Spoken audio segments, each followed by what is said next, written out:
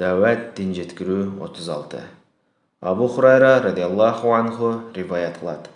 Расулуллах саллаллаху алейхи вассаламдан: "О Расулуллах, мушриктерге каргыш сураңызчы" деп суранышты. Алланын элчиси саллаллаху алейхи вассалам: "Чындыгында мен каргыш айтуучу эмес, ырайым үчүн жиберилгенмин" деп жооп берди.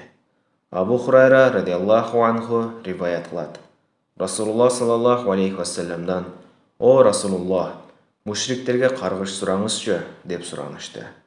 Алланын элчиси саллаллаху алейхи вассалам: "Чындыгында мен каргыш айтуучу эмес, ырайым үчүн жиберилгенмин" деп жооп берди.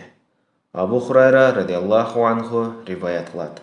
Расулуллах саллаллаху алейхи вассаламдан: "О Расулуллах, мушриктерге каргыш сураңызчы" деп суранышты.